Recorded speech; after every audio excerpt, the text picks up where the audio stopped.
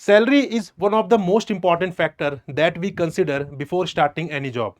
This applies to both private as well as government job.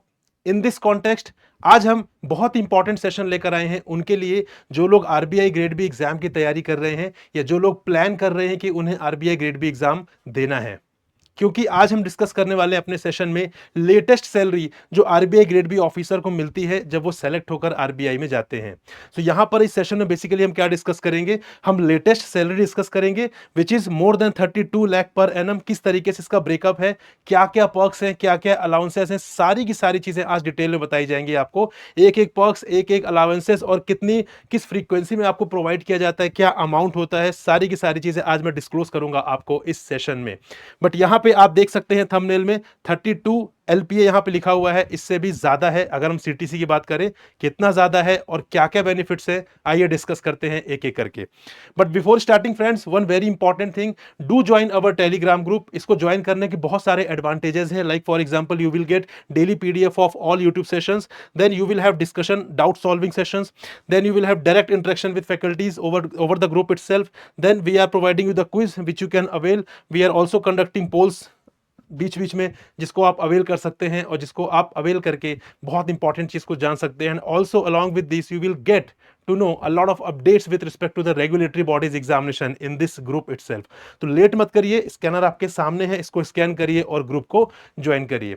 आइए friends, आज का बहुत इंपॉर्टेंट डिस्कशन हम स्टार्ट करते हैं कि what is the latest salary of RBI grade B officer. जैसे ही सेलेक्ट होकर वो पर्सन आरबीआई में जाता है as a RBI grade B officer, तो कितनी सैलरी मिलती है, इन हैंड सैलरी क्या होती है, ग्रॉस सैलरी क्या होती है, पर्क्स क्या मिलते हैं, अलावेंसेस क्या मिलते हैं, अदर बेनिफिट्स क्या मिलते हैं, और साथ में बहुत इंपॉर्टेंट चीज कि डिडक्शन कितना होता है।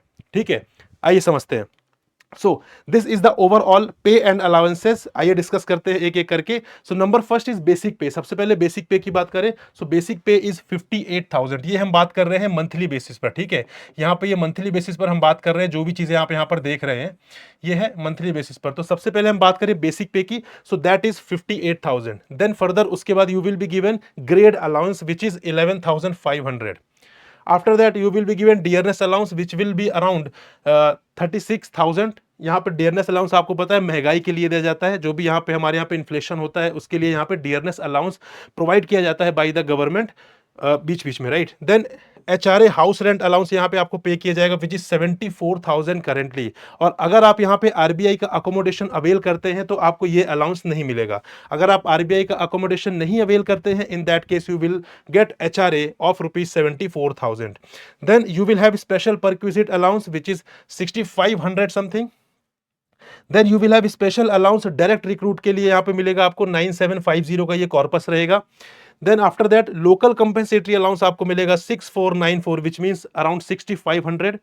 देन उसके बाद लर्निंग अलाउंस यहाँ पे मिलेगा 2,500, ताकि आपकी जो लर्निंग है वो नहीं रुकनी चाहिए। आप यहाँ तक पहुँचने के लिए आपने काफ़ी कुछ सीखा है, उसके बाद भी आपकी लर्निंग कंटिन्यू रहनी चाहिए। इसी के लिए आरबीआई आपको प्रोवाइड कर रहा है लर्निंग अलाउंस, जो कि है 2,500 per month. Then after that you will have special grade allowance which is 700 which makes the total of 2,05,455। तो अगर इसको कंसिडर करें तो हम इसको मान सकते हैं 2,05,000। ठीक है, 2,05,000 आपको यहां पे आरबीआई प्रोवाइड कर रहा है।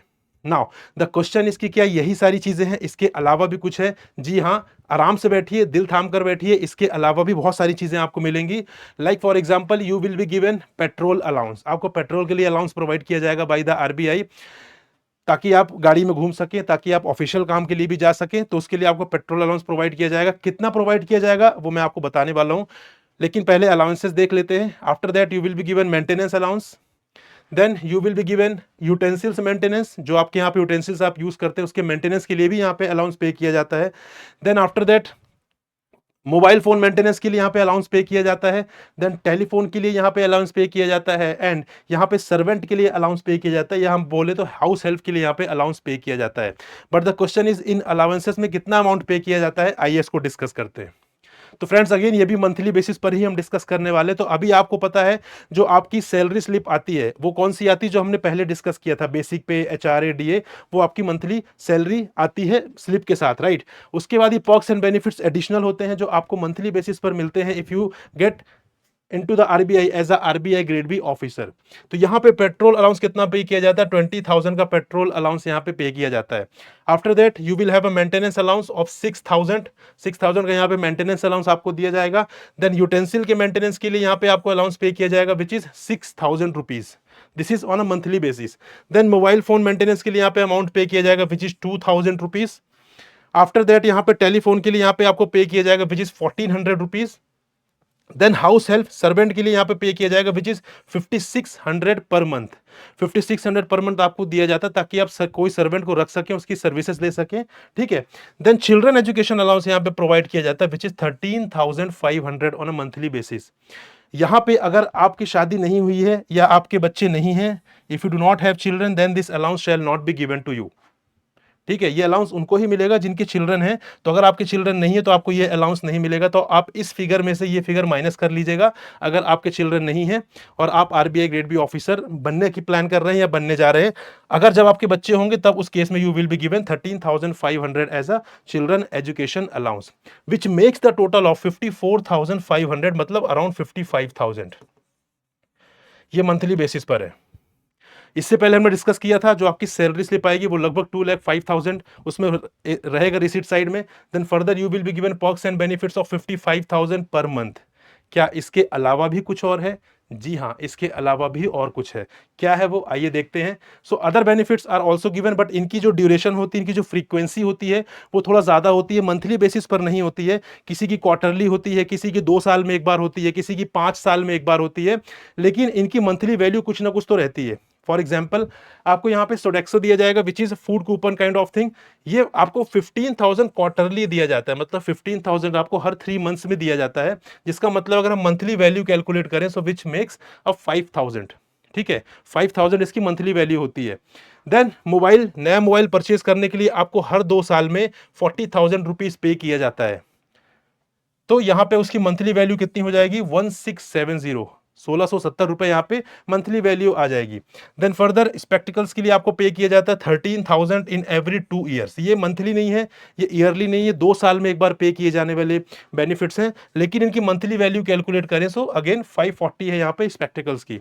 Then further leave fare concession का है यहाँ पे, अगर यहाँ पे आप घूमने जा रहे हैं उसके रिगार्डिंग यहाँ पे एलएफसी प्रोवाइड किया जाता है which is 1,24,000 for 2 years.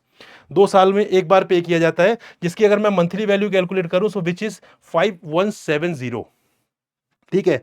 Then house furnishing के लिए आपको यहाँ पे 3,60,000 रुपीज पे किया जाएगा एवरी 5 ईयर्स में। हर 5 साल में आपको 3,60,000 रुपीज पे किया जाएगा, जिसकी मंथली वैल्यू है 6,000 rupees which again makes the total of 18,380, जिसका मतलब है यहाँ पे आप 18,000 इसको मान सकते हैं, राइट।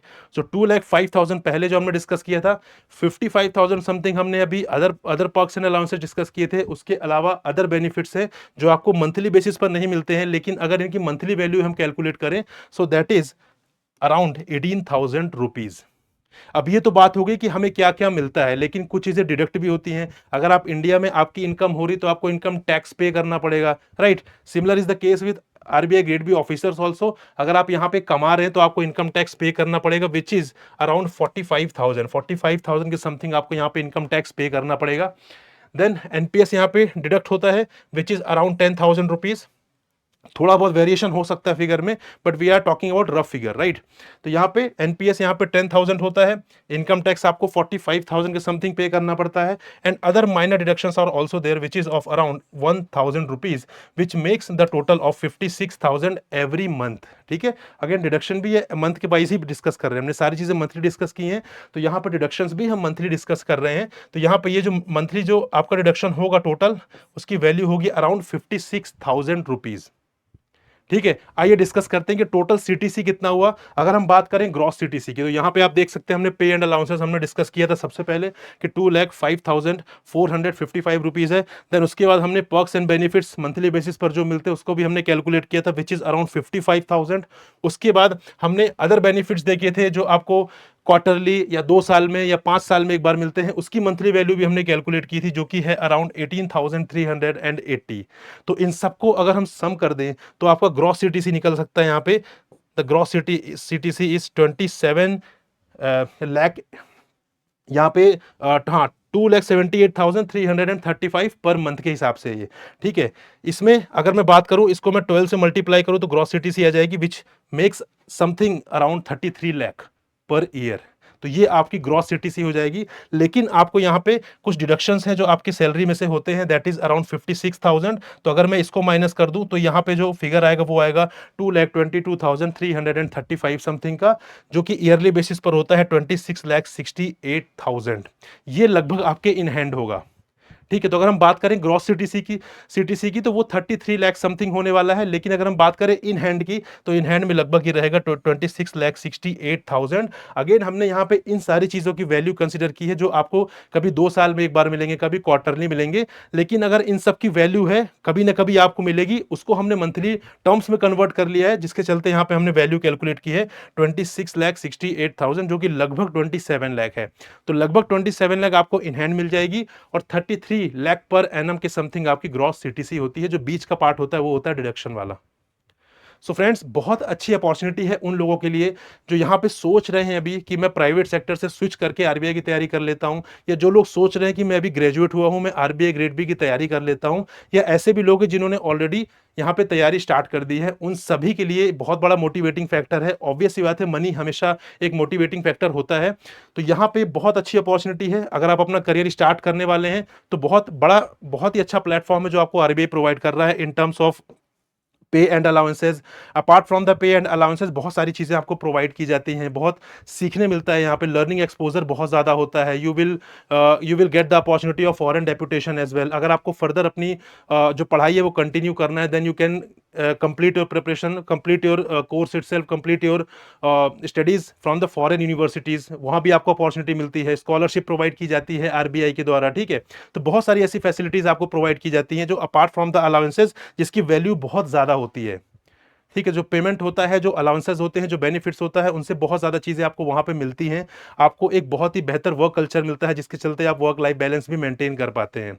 सो आई होप ये सारा डिस्कशन आपको मोटिवेट करेगा। अगर आपके मन में अभी तक डाउट था कि मैं प्रिपरेशन स्टार्ट करूं या ना करूं, तो आई थिंक अब आपका डाउट रिजॉल्व हो गया होगा। प्लीज़ कमेंट करके ज़रूर बताइएगा कि अब आप प्रिपरेशन स्टार्ट करेंगे या नहीं करेंगे इस पूरे डिस्कशन के बाद, right. So thank you very much friends. I hope आपको कुछ नया पता चला और आपके लिए मोटिवेटिंग होगा। Wish you all the very best. Will meet you in another session. Till then, goodbye and happy learning friends.